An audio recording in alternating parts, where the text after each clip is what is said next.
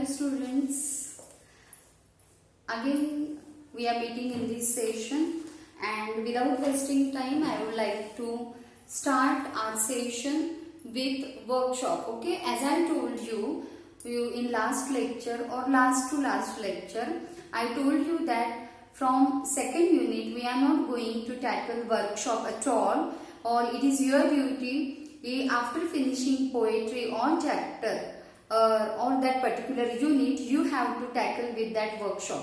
Is it so?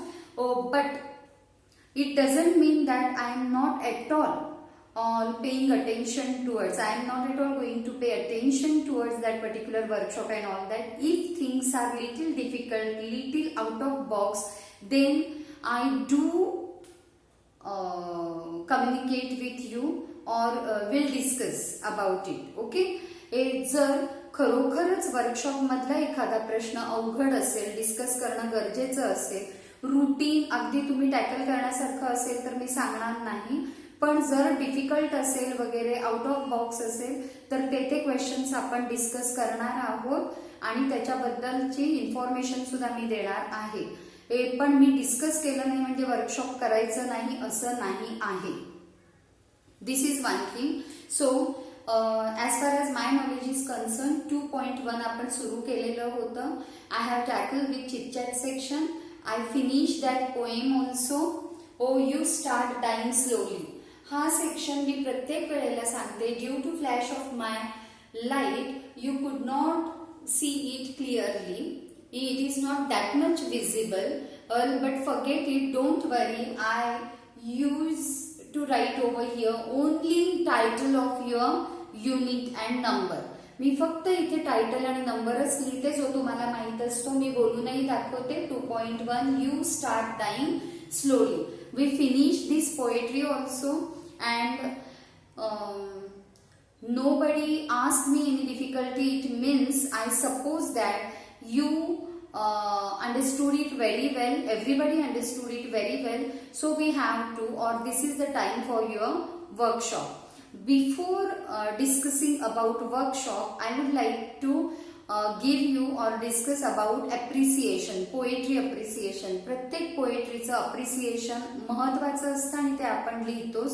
ते मी तुम्हाला देत जाईल. पण आतापर्यंत 9th पासून तुम्ही प्रत्येक वेळेला लिहित आलेला आहात. मी देतीये, त्याच्यामुळे कसं लिहायचंय, मला कसं पाहिजे हे सगळ्यांना माहित आहे. And those students who entered newly, they also yet no understood that how to write appreciation and all that. कारण आतापर्यंत 2 पोएट्रीजचं मी दिलेलं आहे.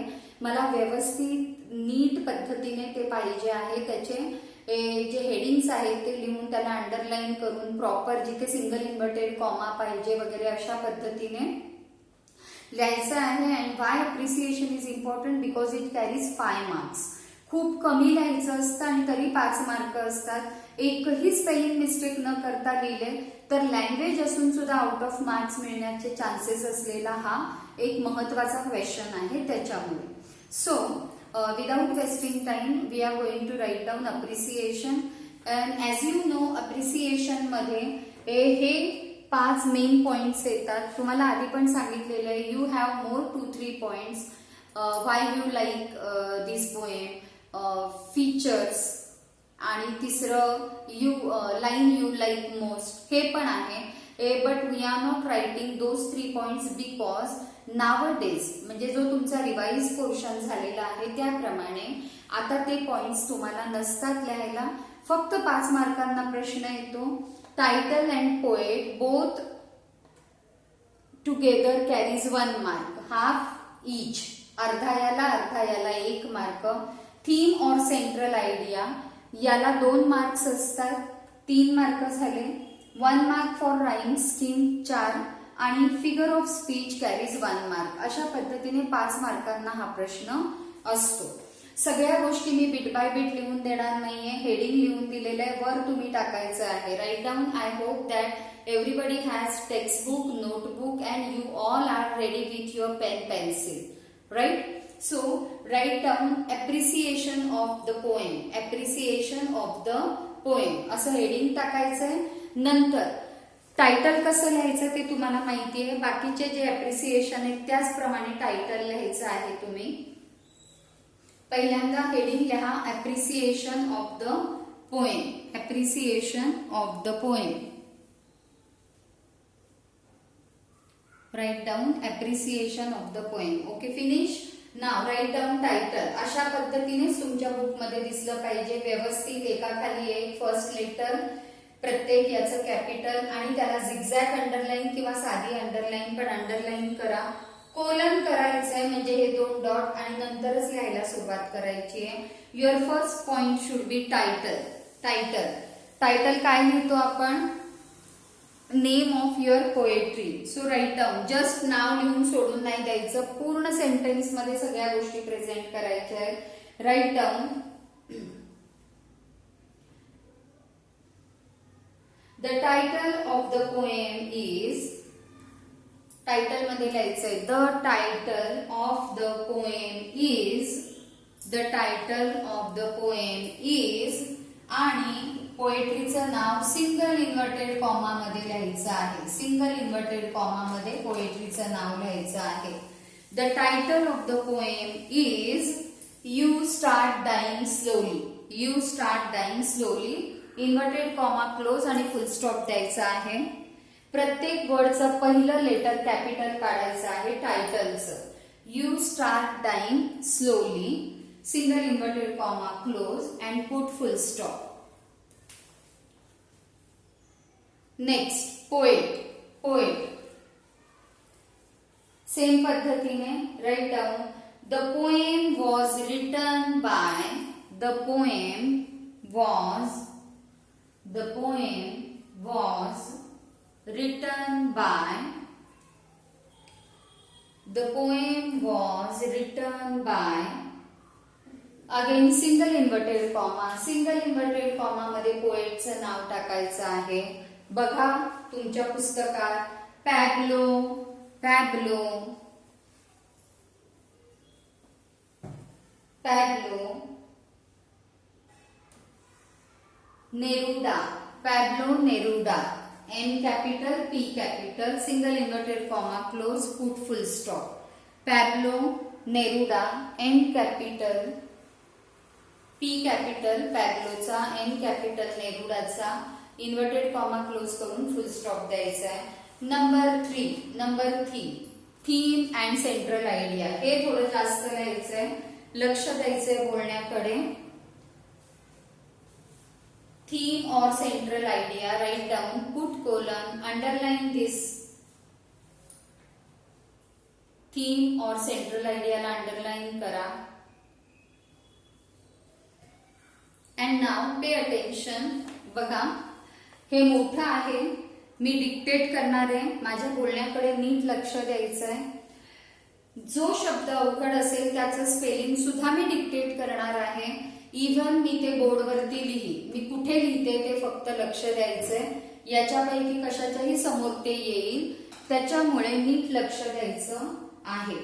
So now theme or central idea. मध्यवर्ती कल्पना. सेंट्रल आयडिया म्हणजेच मध्यवर्ती कल्पना किंवा थीम म्हणजे गाभा.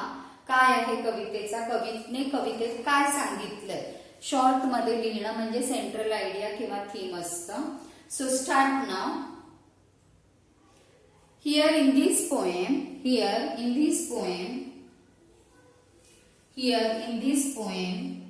poet persuades, P-O-E-T, poet persuades म्हणजे मन वळवणे, स्पेलिंग लिहिते.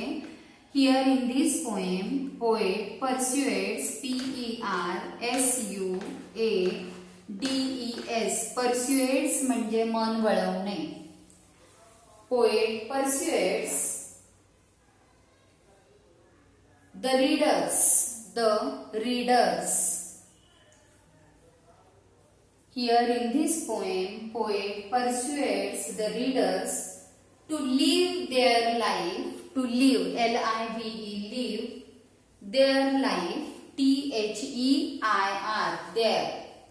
To live their life, L-I-F-E, life.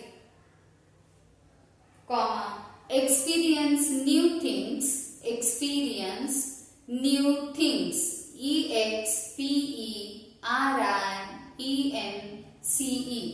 Experience new things and chase their dreams. And chase, CHASE लिहिलंय बघा. चेज म्हणजे पाठलाग करणे, पाठपुरावा करणे. And chase their, THEIR, their dreams. Full stop.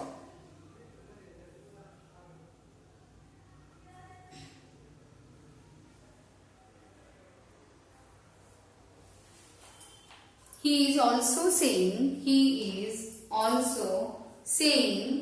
SAYING. He is also saying, SAYING, saying, to truly live, to truly, TRULY, to truly live, LIVE, live, and experience your life, comma, you must follow, FOLLOW, you must follow your passions, FOLLOW, follow your passions, PASSIONS, passions किंवा emotions दोन्हीही बरोबर आहे, काहीही लिहा. You must follow your passions, full stop. You must travel, TRAVEL, you must travel, TRAVEL, travel, read, परत wear colorful dresses, wear, wear colorful dresses. See, I read it again. बघा परत वाचते. You must follow your passions, full stop. You must travel, read, wear colorful dresses, or wear colorful dresses, or do what your heart desires. Do what your heart desires, desires. Do what your heart desires. तुम्हाला जे वाटतं, तुमचं मन जे सांगतं ते करा. Desires. Do what your heart desires, full stop. Most important,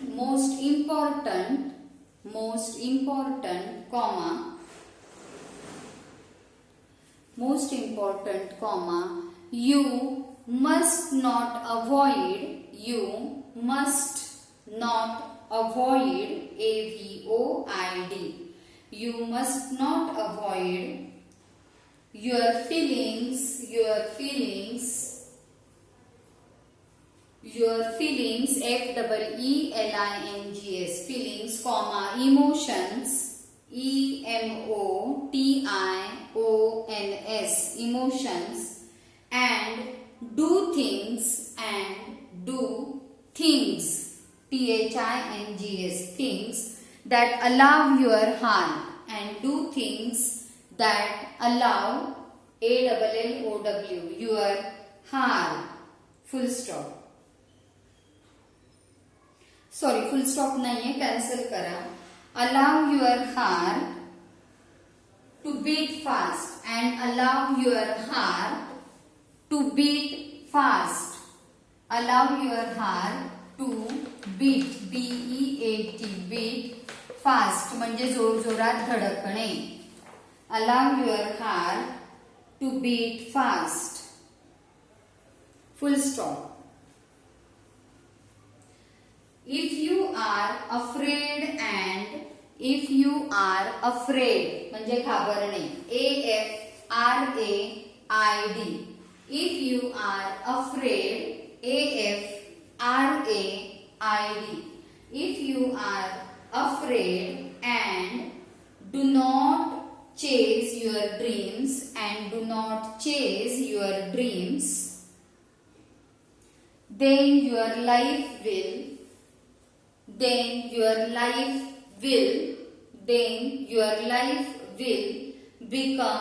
meaningless. Then your life will become meaningless. MEANINGLESS. Then your life will become meaningless.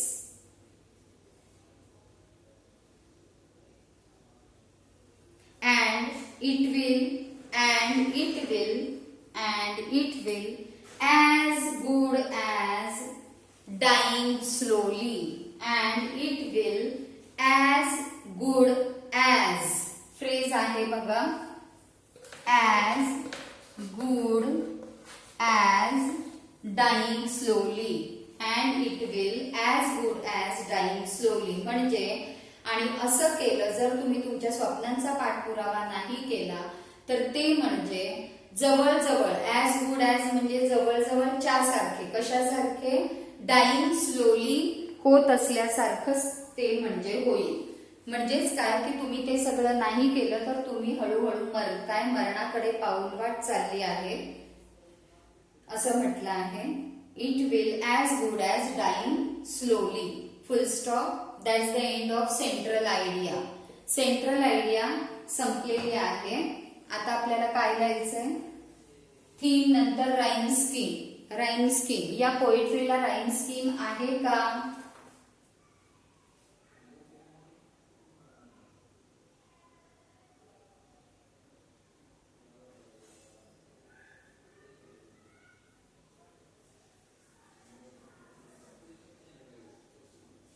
याला राईम स्कीम नाही. ठीक आहे. मग राईम स्कीमला अंडरलाईन करा आणि लिहा.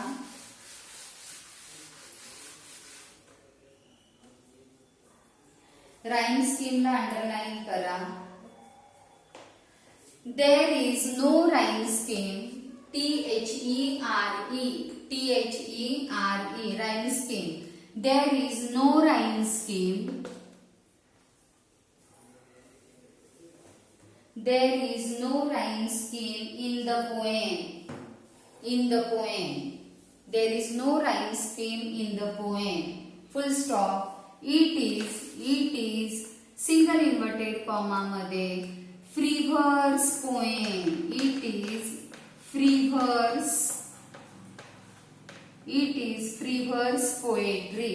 It is frivolous मुक्त छंद. Frivolous poetry.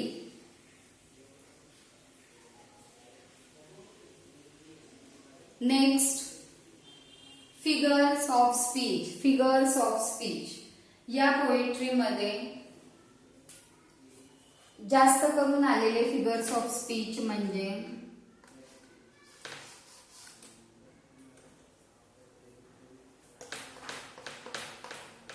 एपोस्ट्रोफे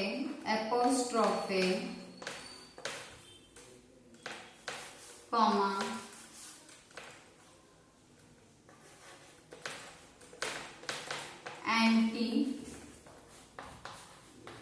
antithesis. Antithesis. THESIS.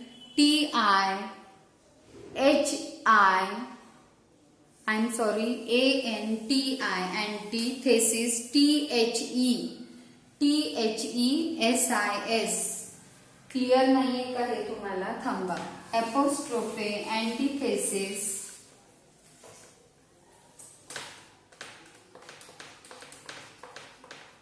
apostrophe,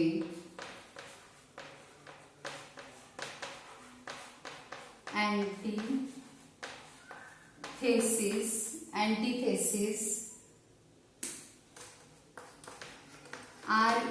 REPETI means repetition, etc. Figures of speech is there. Figures of speech is there. लिहून घ्या. Figures of speech is there. Here in this poem, apostrophe, antithesis, repetition, etc. figures of speech is there. आता फक्त नावं लिहिली तरी चालतात, पण कमीत कमी एका फिगर्स ऑफ स्पीचचं उदाहरण द्यायचं असतं, म्हणजे तुम्हाला आउट ऑफ मार्क्स आवर्जून मिळतात. मग आपण इथे फिगर्स ऑफ स्पीच मध्ये उदाहरण देणार आहोत अँटीथेसिसचं. अँटीथेसिस कोणत्या लाईन मध्ये आहे, बट बिफोर दॅट अँटीथेसिस मी लिहून दिलेलं आहे तुम्हाला. त्याच्यात अँटीथेसिस म्हणजे काय, here in this figure of speech antithesis means totally opposite words. So in the case of antithesis there is a use of totally opposite words in a one same line which are placing side by side. शेजारी दोन एकमेकांशी पूर्णपणे विरुद्ध अर्थाचे शब्द एकाच ओळीमध्ये आणणं किंवा ठेवणं म्हणजे अँटीथेसिसचं उदाहरण होय. एकाच ओळीमध्ये दोन परस्पर विरुद्ध शब्द येणं म्हणजेच तिथे अँटीथेसिस फिगर ऑफ स्पीच असं म्हटलं जातं. अँटीथेसिस फिगर ऑफ स्पीच असं म्हटलं जातं. मग पोएट्रीमध्ये कोणत्या ओळीत, in which line two totally opposite ideas are placed in same line.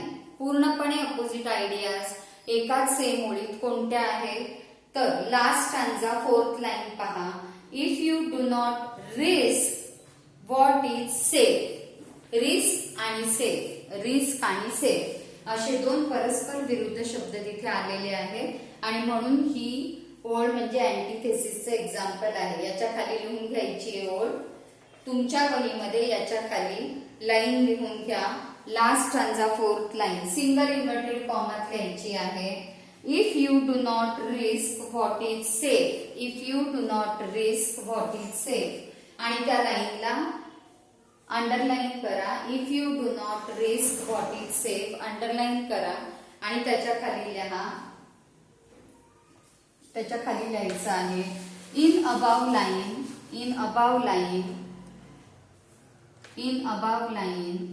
there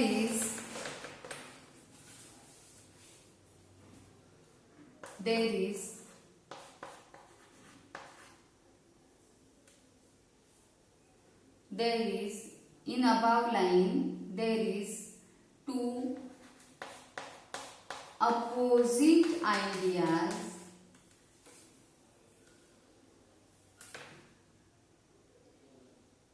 there are two opposite ideas are placed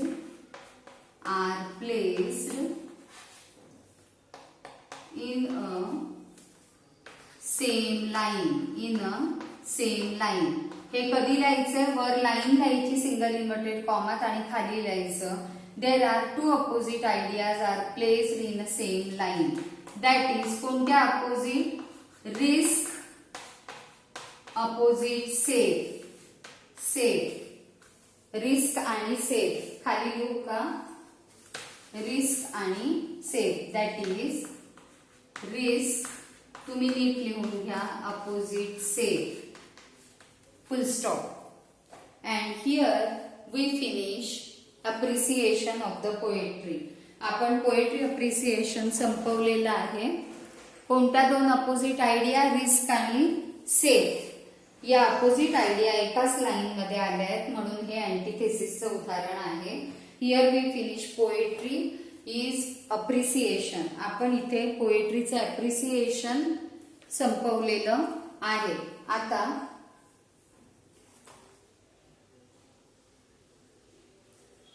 after appreciation we will tackle little bill workshop. जर difficult असेल तर आय होप की सगळ्यांनी appreciation व्यवस्थित लिहिलेलं असेल.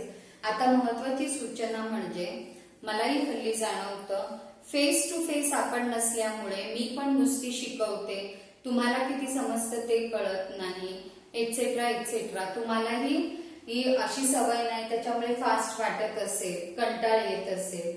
त्याच्यामुळे अजून मी प्लॅन केलेला नाही, प्लॅन केल्यावर सांगेल, पण तुम्हाला कल्पना देते की ऍटलिस्ट आठवड्यातून एकदा किंवा 2 आठवड्यातून एकदा आपण फेस टू फेस भेटणार आहोत, मीटिंग घेणार आहोत फक्त इंग्लिशची,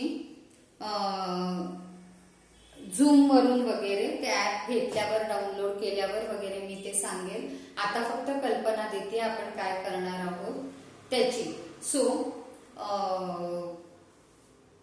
झूम वरून वगैरे आपण फेस टू फेस भेटणार आहोत, म्हणजे तिथे मी काही गोष्टी तुम्हाला क्लिअर करेल.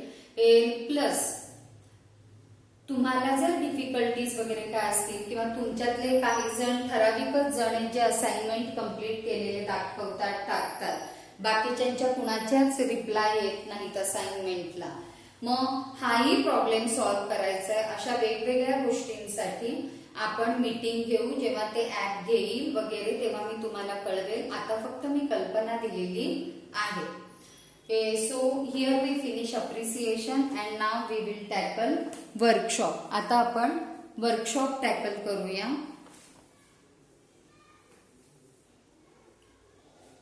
सी,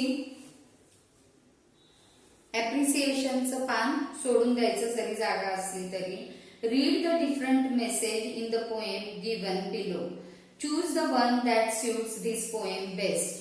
याच्यासाठी मी आधी अप्रिसिएशन दिलं. इथे त्यांनी दिलं आहे खाली तुम्हाला एकूण 5 वाक्य दिली आहेत. त्या 5 वाक्यांमध्ये पोएटने दिलेला मेसेज लिहिलेला आहे किंवा पोएट्रीचा मेसेज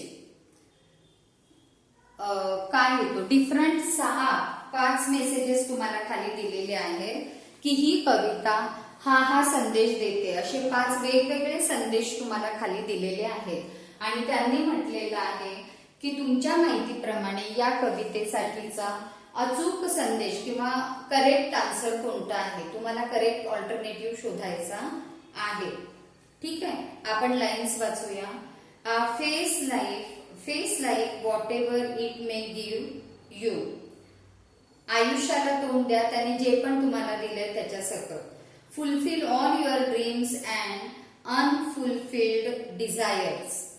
तुमची सगळी स्वप्न आणि सगळ्या न पूर्ण झालेल्या इच्छा अपेक्षा फुलफिल करा, असं या कवितेत पोएट म्हणतात. तिसरं, be your self and do what your heart tells you. स्वतःचे बना आणि तुम्हाला तुमचं हृदय जे जे सांगेल ते करा, कुणाचाही विचार करू नका, असा त्याचा अर्थ होतो. Accept all possible changes or risk that you have taken. Accept all possible changes or risks that you have taken. आणि शेवटचा आहे keeping your self-esteem intact, just try to relax in life. Keeping your self-esteem intact, just try to relax in life. So याच्यातले कोणता exact message बसतो या पोएट्रीला बघा. शेवटचे 2 याच्यात येणार नाही, आपल्याला चूज पहिल्या 3 मध्ये करायचंय. Face life whatever it may give you. Fulfil all your dreams and unfulfilled Dzire.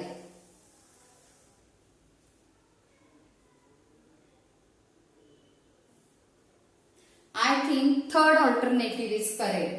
Be yourself and do what your heart tells you.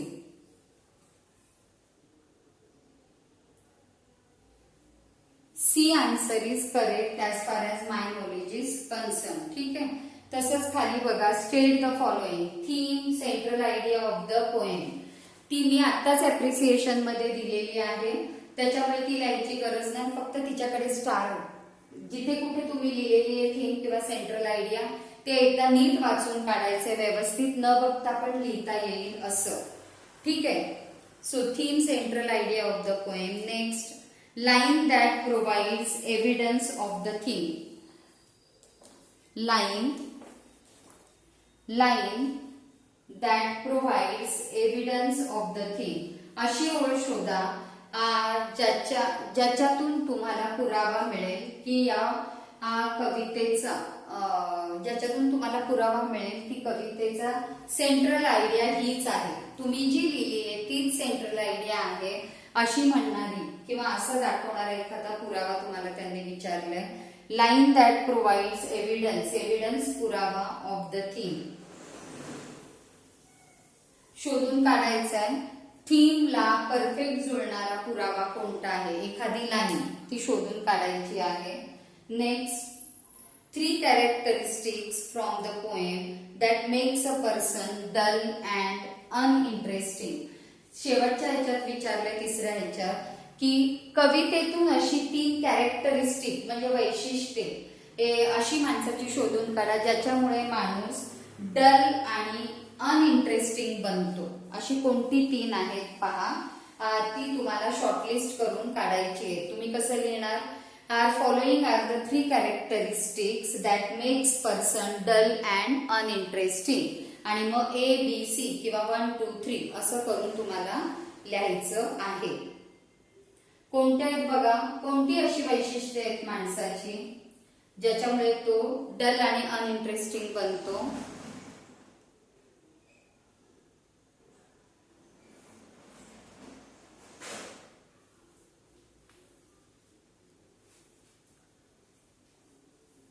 If you do not travel, पहा, do not travel, do not read and do not listen to the sound of life. जर या 3 गोष्टी नाही केल्या तर माणूस काय होईल, डल आणि अनइंटरेस्टिंग बनेल. ओके, पुढचे कुठलेही देऊ शकता तुम्ही. Next, pick out 4 adjectives from the poem and write them down with the nouns. त्यांनी म्हटलेलं आहे पोएट्री मधूनच तुम्हाला कोणतेही 4 ऍडजेक्टिव्ह शोधून काढायचे आहेत. 4 ऍडजेक्टिव्ह ऍडजेक्टिव्ह शोधून काढायचे आणि त्यांना नाउन बरोबर लिहायचं आहे. पिक out 4 adjectives from the poem and write them down with the nouns they describe. ते कोणत्या नाउनला डिस्क्राईब करतायत त्या नाउन बरोबर ते ऍडजेक्टिव्ह तुम्हाला इथे लिहायचे आहे. ते नाउन बरोबर तुम्हाला इथे ते लिहायचे आहे. फॉर एक्झाम्पल,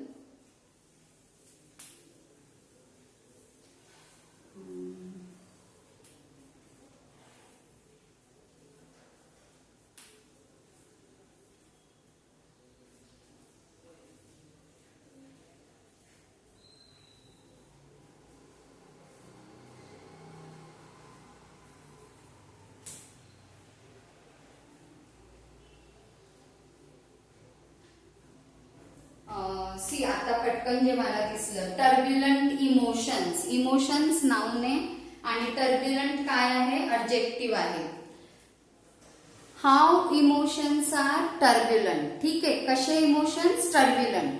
म्हणजे इमोशन्सला एक्स्ट्रा इन्फॉर्मेशन मॉडिफाय कुणी केले, टर्ब्युलंट या वर्डने. म्हणजे तो काय आहे, ऍडजेक्टिव्ह आहे. So turbulent emotions. नंतर ग्लिस्टन आईज, ग्लिस्टन आईज, आईज नाउन आहे, ग्लिस्टन ऍडजेक्टिव्ह आहे. ठीक आहे. हार्ट बीट फास्ट, मग फास्ट काय आहे, ऍडजेक्टिव्ह आहे. आणि हार्ट बीट्स किंवा हार्ट नुसतं लिहिलं तरी चालेल. ऍक्च्युली हार्ट बीटच पाहिजे. हार्ट बीट हे काय आहे, नाउन आहे. हार्ट बीट्स नाउन आहे आणि फास्ट काय आहे, ऍडजेक्टिव्ह आहे. या पद्धतीने how are heart beats fast. ठीक आहे, अशा पद्धतीने तुम्हाला ऍडजेक्टिव्ह आणि ते ज्याच्याशी रिलेटेड आहे ते नाउन तशी लिस्ट त्यांनी करायला सांगितली. हे पण तुम्ही करू शकता. Next, compare the structure of the poem. You start dying slowly to the poem in unit 1.1 and 1.3. To which poem does the structure match. ठीक आहे, हे कराच असं मी म्हणणार नाही, पण जर करायचं असेल तर प्रश्नाचा अर्थ सांगते. त्यांनी म्हटलेलं आहे ही 2.1 यू स्टार्ट डाइंग स्लोली या पोएट्रीला तुम्ही आय एम सॉरी, शिकवण्याच्या ह्याच्यात हा व्हिडिओ मोठा झालाय. नेक्स्ट व्हिडिओमध्ये आपण कम्पेअर करूया. लास्ट क्वेश्चन आपण नेक्स्ट व्हिडिओमध्ये मी तुम्हाला सांगते. We have to stop over here only. Bye, have a good day.